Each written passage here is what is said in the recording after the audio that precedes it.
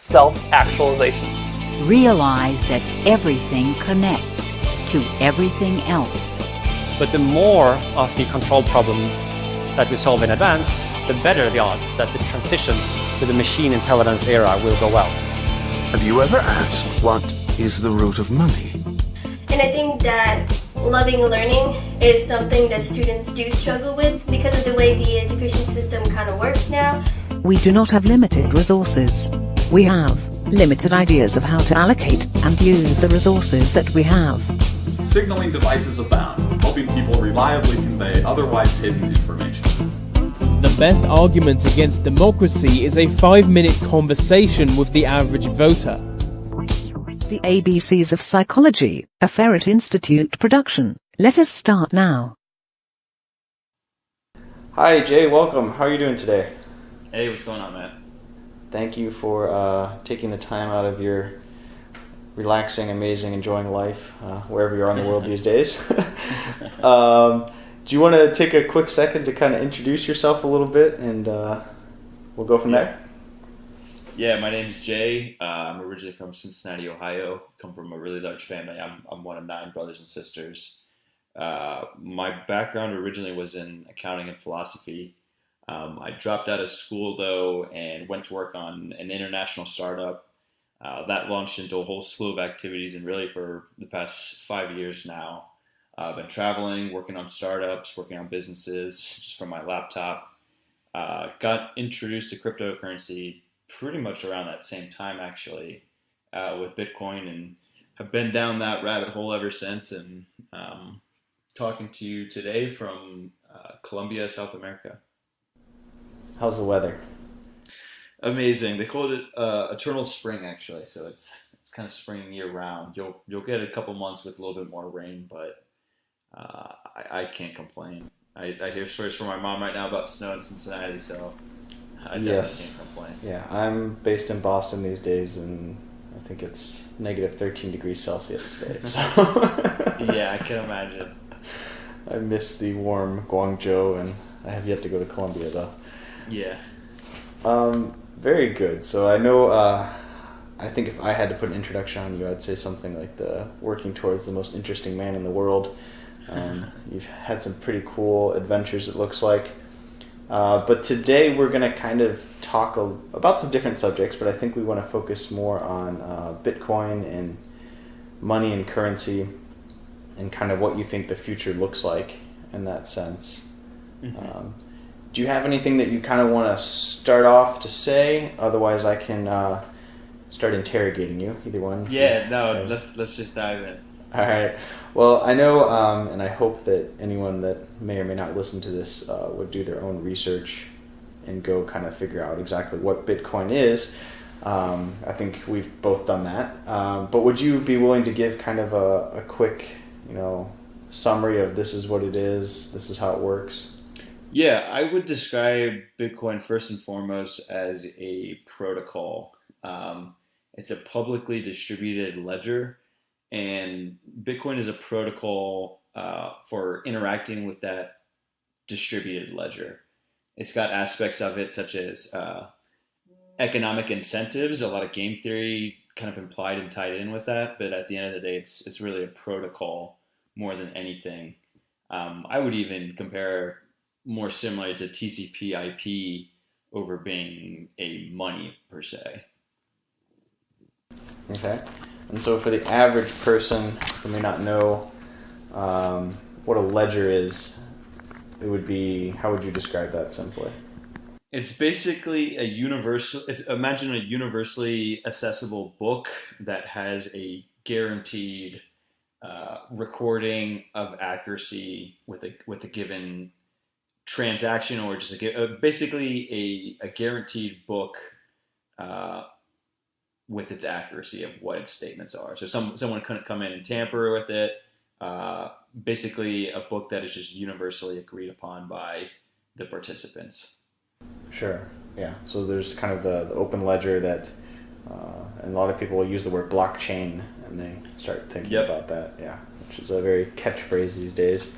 Absolutely. As everyone, we're doing this at the end of 2017, so it's been an exciting month for the world of Bitcoin, you could say. I think we'll dive a little more into that later. First, I want to kind of zoom out a little bit and just talk about money in general. What do you think is really the purpose of money? It really depends on when you're asking that question. It's evolved tremendously over the years, and what we use in regard as money today isn't necessarily what we regard as money, a century ago, 2 centuries ago. It depends on your time scale. The thing most people regard as money today would be fiat currency. So, you would think dollar bills or what you could have in your pocket. But that really originated with the Federal Reserve in 1912, 1913, around there. So, a lot of what we regard as money today, we're using in reference of systems or structures that are, maybe slightly over 100 years old. Mm-hmm. If we go back to the advent of money, it had a very different use case, a really recording of debt. So that was part of the advent of money, is being able to record debt, or the expenditure, or really just kind of an IOU nature of it. But money today, there's things like credit involved. It's really evolved pretty tremendously over the years. So I know that kind of answers your question with a question of just depending on under what scope you're really looking at what money is. Sure.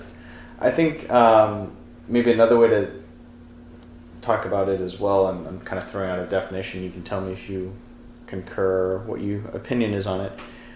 I would kind of look at money as, in the world we have resources, we have natural resources, we have idea resources, we have those different ways to solve problems, and money is kind of a way to allocate those resources to the correct or time, place, location. That's a part of it. I would describe that more as the underlying mechanism of how the market operates. Mm-hmm. Money itself would be maybe a tool to measure that. Okay. But it's also kind of a socially collective idea. So the piece of paper doesn't really have any intrinsic value, or even in your bank account, you don't have there isn't just some vault with a pile of dollar bills there, or whatever your country's currency. It doesn't really work like that. It's also in some sense just the collective story of agreement between different social parties. That's a great way to describe it. Yeah, collective story is a very good phrase. And you talked about how the collective story we're using these days is only about 100 years old or so.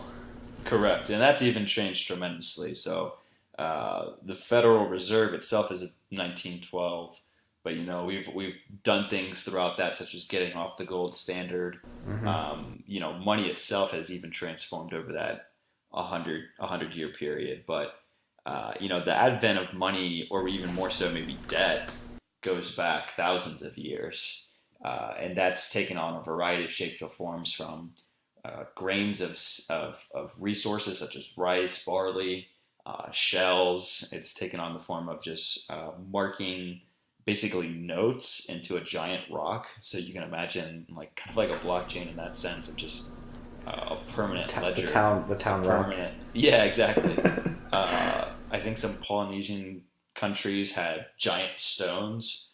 And an interesting story I heard one time is that one time they were carrying a large stone, which basically a form of money, that fell off a boat and into the bottom of the ocean. And although they couldn't access it, they still recorded it as money and traded it as if it was something still in their possession. So money has evolved, to something that is physical, being in your hand, to also just being something that is, just that social contract, really. A social contract of agreement of, hey, this has this value, here's where this value currently resides in the world. Because that's really what it is. It's just that collective hallucination of a story of, we agree on these standards. And sometimes that's coerced, sometimes that's kind of forced by a government or a country, and that can have obvious backlashes. But in theory, the best systems of money would be the ones that are most widely agreed upon. So, if I create my own currency and call it J money, J token, it's probably not going to be accepted anywhere. It's a limited supply, or a limited acceptance. So in that way, I also kind of compare money to being like language. If I had my own language, it wouldn't really be of much use. But because we have networks and collectively agree upon certain words meaning certain things and certain phrases meaning certain things, we're able to extract value and exchange that value with other social participants. Makes a lot of sense. I think you touched on some good points, bringing up things about value and how value is decided. I think language is a very good example where there's certain words have certain collective meanings, or we all agree upon it. How do you think in a monetary system, what assigns prices in your opinion, or what decides value? It depends on the market. Ideally, or what some economists would argue for, is an laissez-faire open market where that equilibrium is reached based on the number of buyers and suppliers. So if you have a high demand for something and low supply, you're going to see that price go up until it finds that equilibrium. Sure. Sometimes these markets are more forced or have back-end deals, some type of crony capitalism per se. But that can really vary depending on the market, the country, things like that. Okay. And in terms of, value is related to also debt, and that, perhaps you don't have enough value to buy something that you desire. So then you end up, that's kind of when debt enters in. And a little bit I know about debt is, over the course of history, there has always been debt of some sort where you have to give something before you get something, perhaps. But do you think it's grown more than it used to, in the sense that, today, nationally and even personally, people have large amounts of debt that doesn't get forgiven or erased, but perhaps in the past it did? There's a couple aspects of that question, so I'll try to break it out. Debt itself was probably one of the first uses of money. I borrow your sheep, some food. I plan to repay that, next harvest back to your family. That's actually one of the earlier use cases of it. So debt does have its place. That being said, these systems are agnostic, so they can definitely get abused, whether there be certain power structures or things like that. So kind of the second part of your question is, yeah, the debt itself is grown pretty tremendously on a personal level and country level. If you look at debt as a percent of GDP for countries, it's pretty massive. The U.S. itself, we're 20 trillion in debt. I forget our exact GDP. I want to say it's around 18 trillion or so. I could be wrong on that. But in many countries, they're experiencing more debt. Like the GDP to debt ratio is negative even. And there are some aspects for the personal and kind of micro family life. So that can include student loans. That can include really a handful of things for mortgages. Looking at what things have, picked up historically in terms of consumer debt. Sure. I was talking to somebody earlier, and they were telling me I need to work on my transitions here, in terms of when I'm talking with people but trying to take notes at the same time and then ask another question. So this is my awkward transition here. Sure. We're recording too, so feel free to... Yeah. Make it more fun for you, but also people listening. So gotta work on that still. I think one of the underlying things here, and you kind of touched upon it with, say we're both farmers and I have some sheep and you want to borrow some sheep and you're going to pay me back in wheat next year or something. Yeah. There's an underlie of trust there, right? That, I believe what you're going to say and you believe what I'm going to do, kind of thing. And what in your opinion does it take to establish trust? And then a second part, what can break trust? It depends on the risk payout, right? So that question is kind of missing a large part of it if you're not discussing the return reward on it. So if we're having trust over maybe a secret you told me or something that maybe some gossip about a friend, the risk reward payoff on that is extremely different than something that might be life or death, or have massive implications on a business bottom line or something like that. So and sometimes with these questions, that's the most important thing to consider, is you can't really divorce it from the risk reward payoff.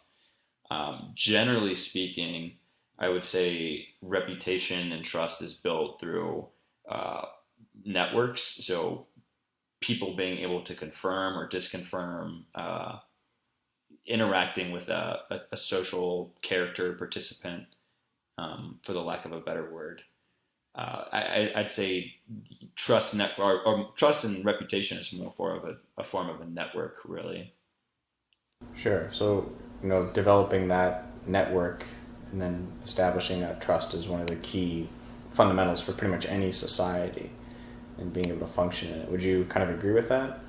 Yeah, and well, it wasn't necessarily a challenge. Like initially society began much smaller groups. So those social networks were already pretty intimate, just by the nature of being in a smaller community. So over time, it's gotten, we live in a more global, interconnected world. So those networks of trust have to extend out a lot further, potentially entangle people on different continents, different sides of the world. So that's been more so the challenge, is expanding, trust in those early days. That was easy. I mean, you just have an intimate relationship as is. Now these networks of reputation are on a much more global scale. So sure, with time that comes more complications. Sure. And I think that's a good segue back to Bitcoin. You feel that that's one of the best ways to do that global reputation system? Potentially. There's a lot of things that Bitcoin really, what it did was open Pandora's box for what's possible. Whether it's Bitcoin per se or something else that comes down the line, I don't really know. I think it's still the best leading indicator as is, and some of the reasons being is just it's decentralized network. There's no central owner of it. So in other systems where there might be a sole discretionary person who can allow some things, disallow some things, this in some sense creates a more objective level of truth. But even then, it's not perfect. There's still very serious scaling issues and risk involved with Bitcoin as well. And I don't want to describe it as just some end-all panacea to life's problems. It isn't? Oh, darn. Should probably take 100% of my income out of it then. No, I think I definitely agree that I think, and we'll dive more into that here in a minute, about some issues that perhaps it has to overcome, or I know people throw on the idea of Bitcoin 2.0, whatever that is or becomes. But about decentralized and centralized, and this is something that I'm still debating with, and this is kind of why I'm doing these podcasts. I've lived in China, which is a very centralized place. I think I have a okay understanding of Bitcoin, which is a very decentralized thing. And there's pluses and minuses to both. Where would you kind of throw your side if you had to lean towards one? It depends on what it's being used for. Okay. It's not like a black or white thing where you can say one of these is always better than the other. Mm-hmm. I will say over time we will continually gravitate to decentralized networks, especially for something in this instance. An early, and I guess kind of a potential sample case you could look at is how the internet was started, or the World Wide Web rather. It was a decentralized effort, and there was a lot of, there are efforts from companies to create an internal or a centralized internet. I don't know if you were aware, but AOL and other companies in the US tried to create one. But it just failed miserably because of, what you could do on it. Anytime you're competing with tens of hundreds of thousands of developers around the world who have permissionless access to the internet, you can build applications, really treat it like a sandbox and develop off of it. that is just going to kick the ass every single time of a centralized system where you know, maybe have a couple participants, you got to pay them, take care of them, give them a job, salary, things like that. I think a decentralized system can just innovate on orders of magnitude faster and better than a centralized system. That being said, there's a lot of payoffs, you know, there's a lot of pros and cons as well. So it really depends on the use case. You wouldn't necessarily want a decentralized system in a corporation organizational flow. You know, like you can't necessarily have everyone always voting on what the company, like imagine a publicly traded company where every shareholder has equal rights. Like it would just be very chaotic. Sometimes you need a centralized leader, authority, directing the vision, things like that. So it really depends under what frame, what kind of lens you're looking at it.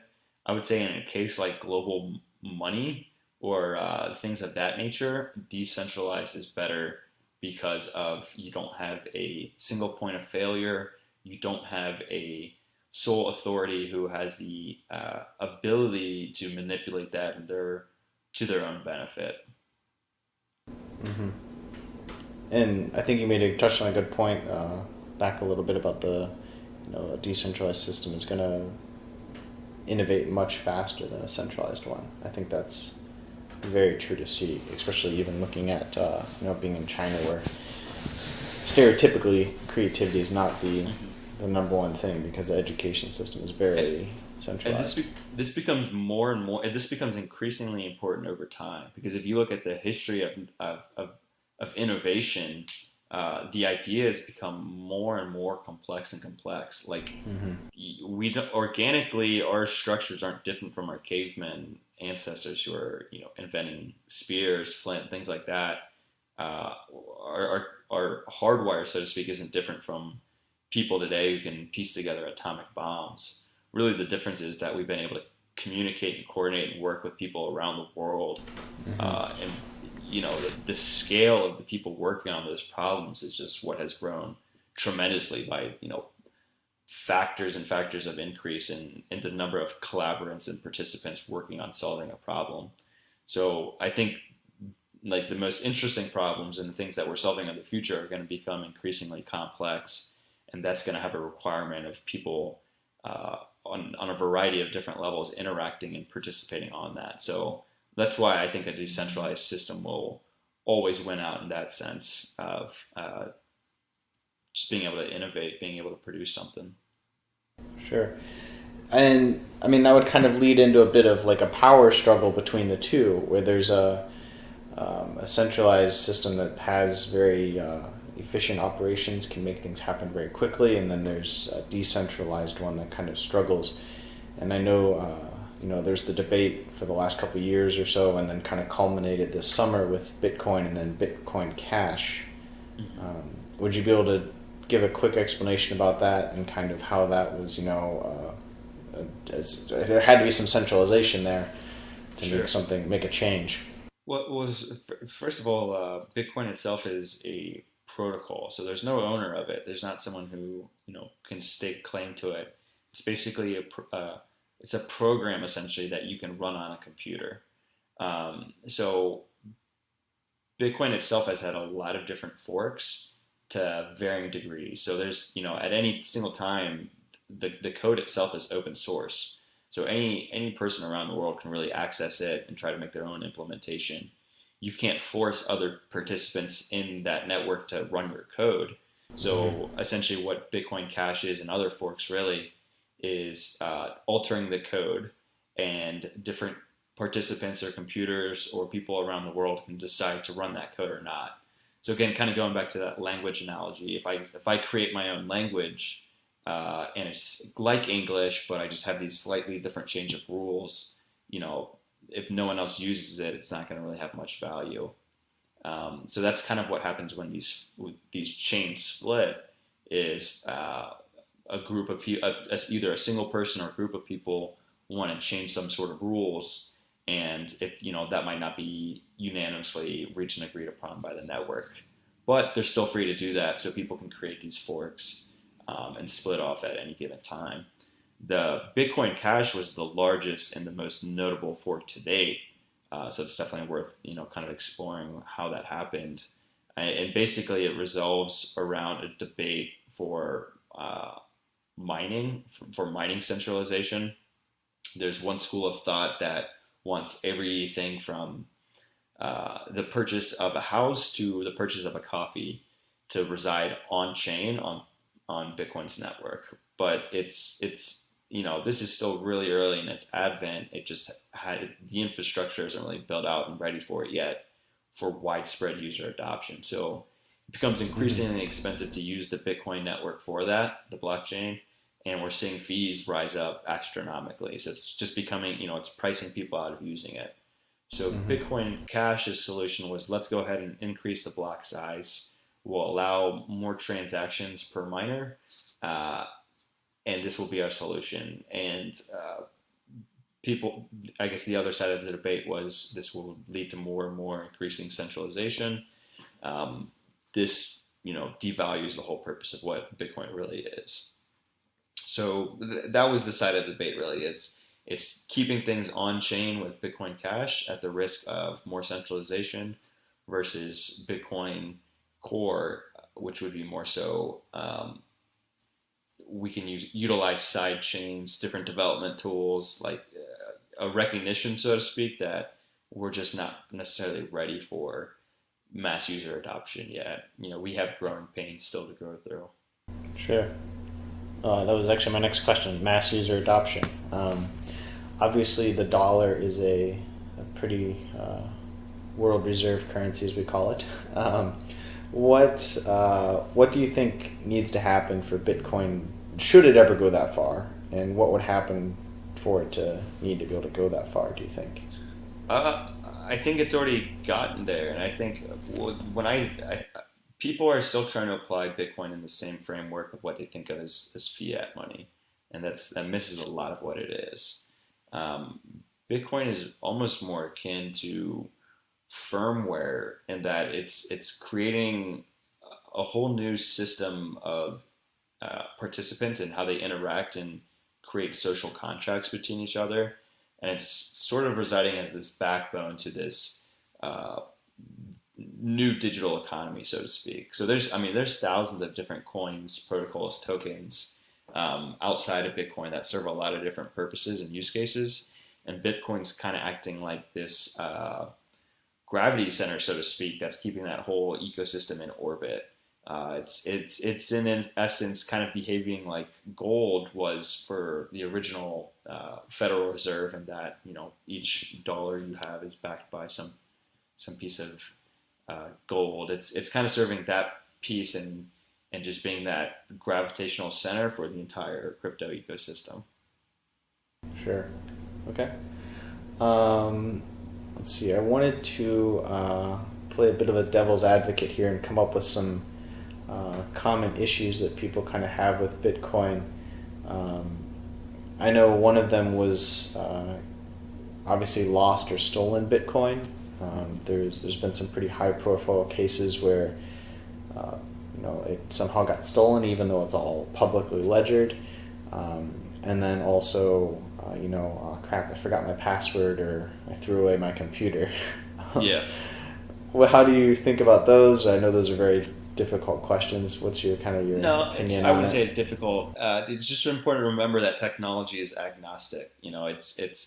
It doesn't care either way. It's something that just is. So usually a lot of these problems are just related to graphical user interfaces or just user experience not really being built out around it. Again, looking at early 1990s of how we were using the internet and accessing that, it was a painful experience, and we're still experiencing that with Bitcoin and cryptocurrencies at large. There's some that are better at this. I think it'll improve over time, but yeah, it's still kind of clunky. I would just relate to people who are sending the first emails, because that's kind of what this is. Sure. Look at that process of what it was like to send the first emails to what it is today, and improvements are going to come over time. Yeah, you have to build out the whole system. But yeah, the thing is this definitely empowers a lot of personal sovereignty, and some people just don't want that. Some people would rather not have that, or would rather just delegate that to a central bank, because that's kind of what we're doing, right? We're delegating our financial sovereignty in that sense to some other entity to kind of manage and overrun that. And to some people that's more important, to others it's different. There's still Coinbase I would describe as a service where you don't actually own the private keys. You don't have to deal with some of those issues. You have like a customer support line, but you kind of go back to what money is today, and you don't necessarily own the underlying asset in the same sense. You're kind of delegating that to Coinbase to hold and protect and secure for you. Sure. And kind of going off that, do you think that's one of the issues perhaps with, leading towards, getting a larger percentage of the population to use Bitcoin for transactions, is that they kind of don't understand it and they just want to, invest in it kind of like a stock, and they want, that third party Coinbase or whoever it is to kind of, guide them through it, and they're willing to pay a percentage for that? Yeah, there's a couple things packed up in that. So I guess part of your question is if people will use it like a regular currency. It would just have to grow orders of magnitude bigger than what it is today.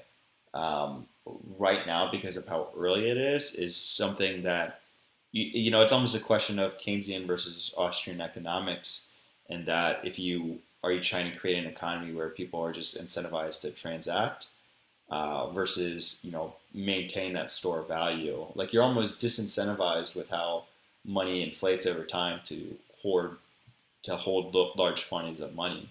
So Sure. If we, think about a different use case of how money should be or how money should operate, it's going to create a lot of different, social implications of how people spend money. If you see your money grows in value tremendously, if your purchasing power with it from 1 month to the next, your spending habits are going to change. Japan's been living through that for a long time. So. Oh yeah, I think there's a lot of things that are kind of limiting it to it. It's still just early and the infrastructure isn't ready. So the speculation is growing a lot faster than the technology itself. And I kind of related to people, imagine getting mad at phone, or you didn't even really have a cell phone in that sense back in the early 90s. But imagine getting mad at your computer for not being able to upload a selfie in 1994. Sure. Initially it's just a text interface. The speculation currently is growing a lot faster than the technology itself. I would definitely agree with that statement. Especially the last couple of weeks, been interesting. Okay, and then in terms of obviously the last couple of weeks, do you think the volatility and speculation do you think that's good for the long run, or do you think that's maybe a negative thing? I think it's necessary. It's not a question of good or bad. I think I try to avoid emotionally charged questions like that. I think it's very natural and native for a new piece of technology to grow like that. One thing to keep in mind is this isn't a company. You shouldn't look at it like a P&E, look at it like a stock. I think a better way to consider is an S-curve adoption for technology, which has some really crazy implications when you kind of tie in that financial piece to it. But if you look at how technology is adopted over time, going from the radio to the TV to the internet to cell phones, they follow a very similar, it's called an S-curve of adoption. And that's essentially what cryptocurrency is doing right now, is following an S-curve, or Bitcoin really in that sense, unless another one comes to take that spot, it's following an S-curve of adoption. So I look at it more from that angle than strictly, the light it's more commonly held under as a stock, or, compared to a company in that sense, looking at its performance. Sure.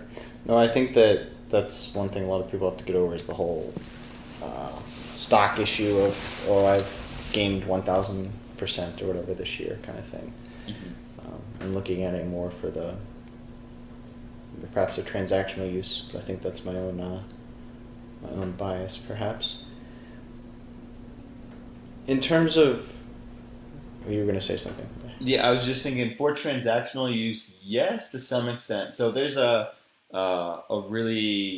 there's an analyst I really like, and he was trying to find a PE ratio equivalent for crypto, and it basically was kind of like that. They called it the MPT ratio, and it's basically just a measure of how many participants on a network and what amount of value is transacting on it. And so a good analogy they use that I really like is this is almost more akin to the Industrial Revolution with railroads being created. So you can imagine these blockchains as like digital railroads of transporting information from point A to point B in a secure way. And the more cargo that runs on these train tracks, the more value they have. So yes, in some sense, the amount of transactions that are occurring on it, that's also how liquidity is created. And for a certain asset, you don't want a buyer's entrance or exit from a market to completely shake it up. That's why liquidity is important in these markets. So that's kind of what you're describing is how liquidity is created. So yes, that is important. That still doesn't mean it needs to be used to purchase coffee, though. So it's important to kind of separate those transactions, if that makes sense. So would you use dollars to buy a coffee then, not Bitcoin? As of the moment, yeah, I don't have it's not something I would use, or it's just not there in its purpose yet. It's more so to date being able to secure into a store of value and something that isn't, it's kind of a willingness to governance by code rather than our current systems. So by participating in Bitcoin, you're kind of giving your sovereignty up to a set of code, a set of a protocol of rules for this is how information is exchanged. So basically, by participating in the network in the form of buying, selling, interacting with it, you're kind of willingly accepting that set of rules. The same thing happens in countries. You might have less control if you can opt out of it. If I'm born citizen to a country, I might have less control to exit that system, so to speak. But that's a good way I think I would kind of frame it and think about it. Do you think that there has been something talk about, and I think they're doing this somewhere, putting deeds to houses on the blockchain or other things as well? Yeah.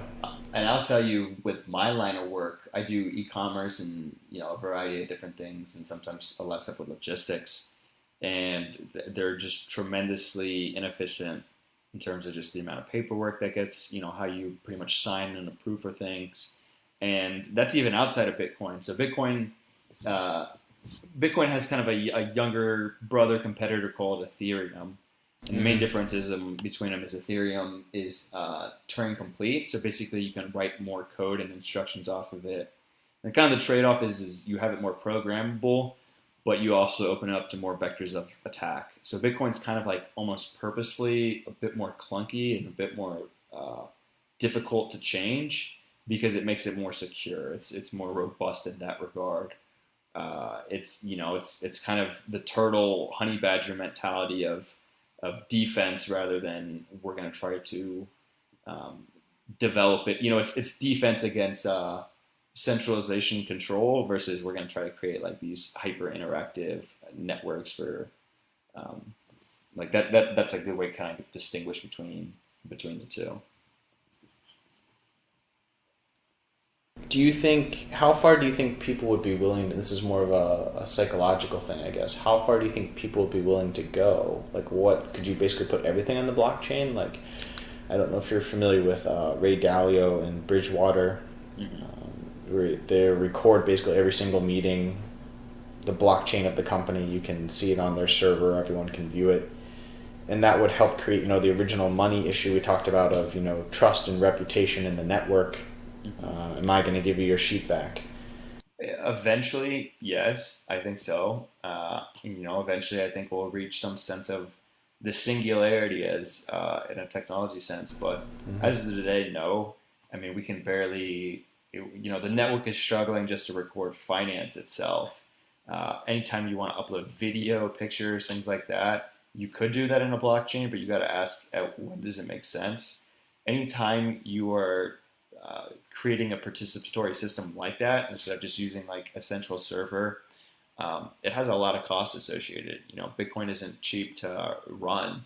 The proof of work protocol that kind of secures it really from vectors of attack is incredibly consuming and intensive in the resources required to run that. So over time, yes, I think as of today, it just doesn't really make sense to. Yeah, the server side, that each person's individual server isn't quite big enough to. Yeah, but again, I mean, you couldn't even think about.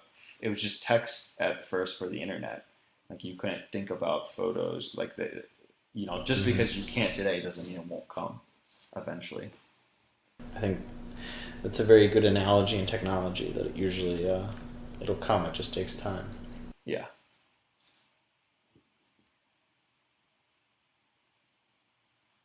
So another thing that I think is interesting in terms of commodities, I have my opinion, but I'd like to hear yours first. What do you think is the most valuable commodity? It depends on your state. I mean, obviously things like food, shelter, like they have the Maslow hierarchy of needs. A commodity would, to me, apply more so in, something like love or relationship when it applies a commodity, but going off like that hierarchy of needs, food, shelter, water, those I would describe as the most necessary commodities. Okay. I'd actually like to dive into that a little bit, because that's kind of a whole separate thing that we're talking about in this podcast. The Maslow hierarchy in general. And yeah, you have to have that base level and then kind of work your way up towards whatever self-actualization is. Do you think that's like is that how you kind of view life, as, this is kind of the way to go, or do you follow more of a different psychology way of thinking? Maybe I'm not understanding the question, but It's a very vague question. People need to solve those basic needs before they can aspire and do some of those higher up needs. Like you got to take care of your food, water, basically basic elements of survival before really anything else. Do you think as a society we have the capability to give everyone that?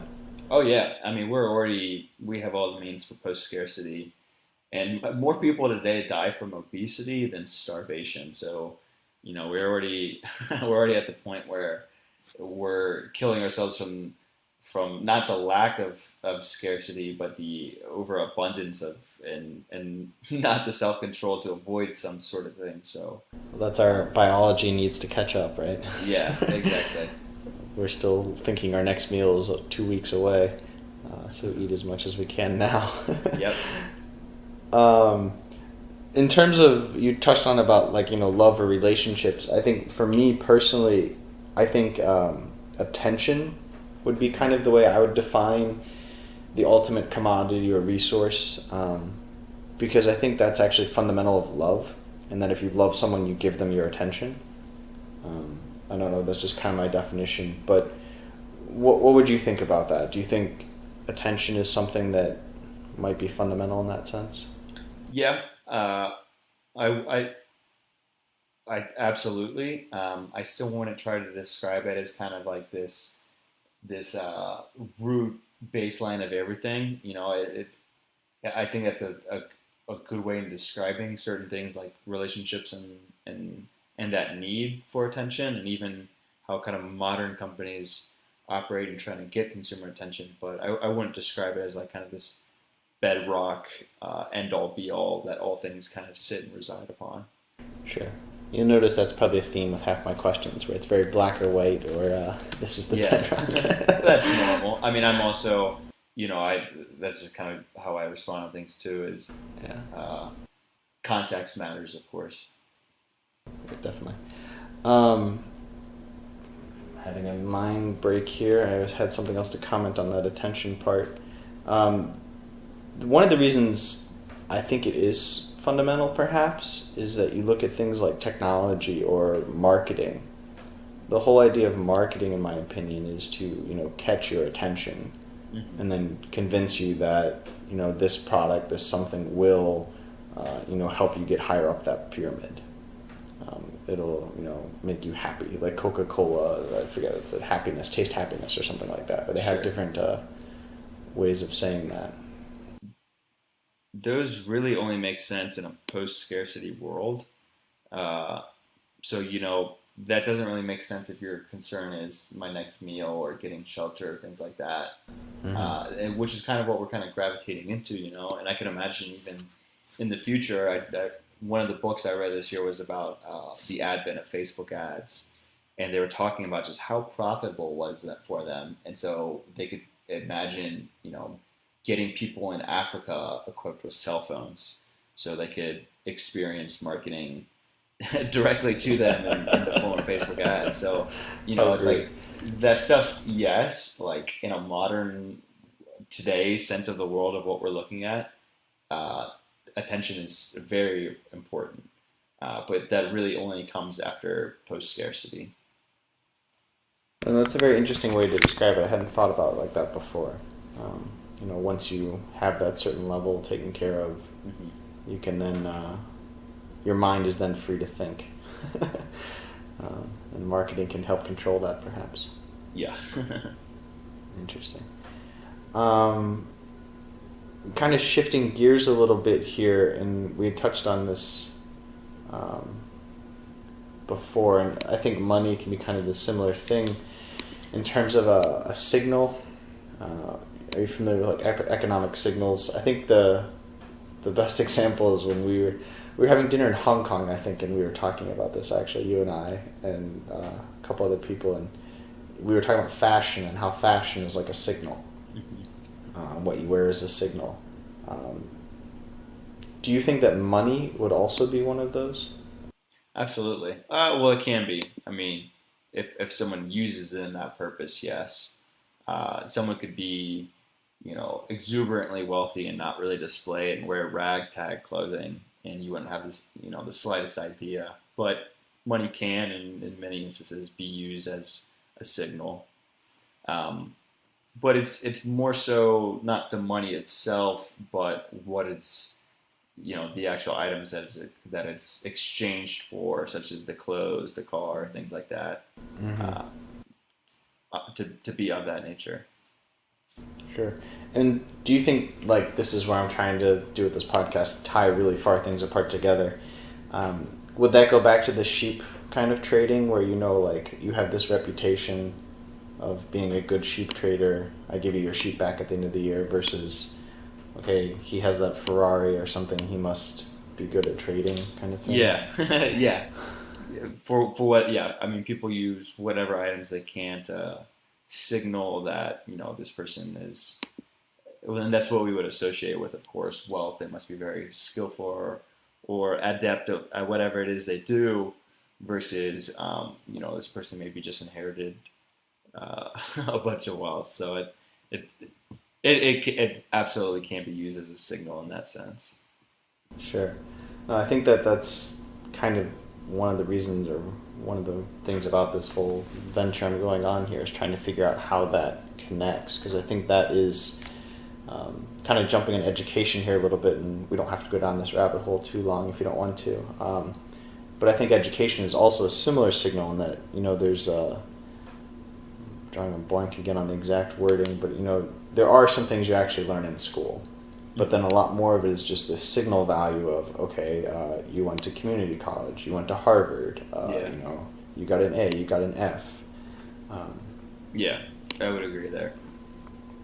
And that's, again, developing the reputation system, like you mentioned before, that there's, in the small village, we all know who's who, but when you get in New York City, you need to kind of show off your BMW and other things to kind of develop that reputation, I guess you could say. Definitely. Do you, and this is a pretty hard question, but do you think there's a better way to perhaps be able to, let me try to phrase this correctly. We have all these reputations that we believe about ourselves, but other people maybe do not. Do you think there's some sort of a blockchain type of way where we could develop that reputation, if that makes sense? I'm being really... Yeah, I think it'll develop ambiguous. over time. It kind of has some uncomfortable implications with it. In some sense, no. It could just be a natural gravitation and evolution, but you kind of think of like Yelp for humans, and just being able to rate other people and your experiences with them, and being able to, if someone does some really shady stuff to you, or abuses you, like being able to permanently let that record know, for others to see, other people who interact with that individual in the future. But that opens up a whole can of worms of ethical things about, does that marginalize interactions? Is that open up to abuse? Can people pretty much gang together and basically ruin someone by ill will, stuff like that? It can be nerve-wracking in that sense, but I think overall, like, they'll probably be net positive. Something I really like, I found kind of fascinating, is game theory. And there's this guy who did basically a study on game theory using the prisoner's dilemma, where they would run a system of computer programs against each other to see, given different payout matrices, what is the optimal behavior. And a variety of different computer programs that respond in different ways were submitted, but the ones that always did the best were the ones that defaulted to cooperation first and foremost. And you think about it, like, in a society, it doesn't really do you much good to be a black sheep and act out as an individually. You're just able to achieve and accomplish a lot more in a group sense. So I think networks will generally reward those who participate versus those who try to act maliciously. But, there's always going to be different ways that can be abused or applied in a non-beneficial sense for some that could raise some concern. I'll have to send you a link to a good video game here at the end. It's just a quick online game, but it's about that, the tit for tat and cooperating first. Have you played that yet?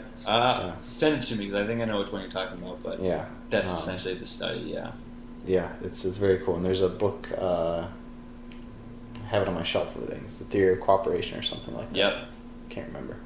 We'll put it in the notes here at the end. Have you seen the Black Mirror episode about that?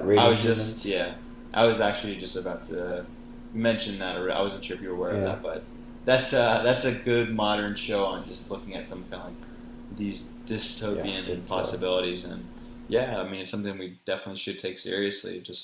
I'd say even maybe more so that is just like the marginalization of interactions. Like, do you want to really? Are you going to cheapen interactions if you kind of put a transactional value on everything? Maybe. I don't know. Yeah. Or how do you keep authenticity? There's a lot of fakeness in that sense, and how do you allow people to still be authentic without falling off the rating scale? And I think one of the things about that video game that we'll put a link here at the end. With the video game, I think there was one that would forgive, having some sort of forgiveness in that built in. That I'm going to always cooperate first, and if you cooperate, we'll just keep cooperating. Or if I cooperate, you cheat me, then I'm going to keep cheating you. But maybe one time I'll try to forgive you, and that'll kind of restart the relationship. Or coming up with communication issues where we both want to cooperate, but I trip and fall, and it looks like I'm trying to cheat you or something. And being able to communicate those things are there's definitely lots of issues still there, but I think that's the path I'm trying to look down. I think that will be a very interesting place that I think we can get to sooner rather than later, perhaps. Definitely. Well, I think I'm going to kind of change the subject here a lot. you are also very good at exercising and eating healthy. And it looked like, according to your list I saw recently, you read The War of Art. What are maybe some tricks or tips you use to kind of battle that resistance each day and get up and do those things? Well, I'm at the point now where it's not something I have to fight. It's something I've just built that habit and actively enjoy. So when people talk about struggling to eat healthy or exercise, I can't. No empathy. I can't empathize with that. I empathize with that because it's just something I habitually do and enjoy. It's something I would say more than anything is just try to focus on building habits rather than kind of emotionally charged wants. So instead of like, oh, I want to be so fit or eat healthy, it's just focus on building habits and systems in place so you can do that, or that encourages that type of behavior. So I'd say that's definitely a big thing, is focus on habits, focus on building habits over emotional desires, kind of impulses. I would definitely agree. The power of habit is a good start for that. All right, so in terms of, we've gone through a lot of rambling here. Are there any key questions that you think I should have asked that we didn't cover? No, I think I always enjoy these conversations, and wasn't really anything that stood out. Okay, and is there anything you want to kind of pitch or tell or suggest that people do or buy? Because we have so many people listening to this. No, I'd say I'm a social guy. I'd love to interact. Poke me with questions. Feel free to reach me out. I'll just say you want to put my contact information in the notes. My background and kind of specialty, once again, is a mix of website development and digital marketing. So feel free to contact me about that, among other things. So perfect. Well, thank you very much, Jay. We'll cut the recording there, and we'll see you next time. All right. Thank you for listening to the ABCs of Psychology, a Ferret Institute production. Please send feedback and join us next time.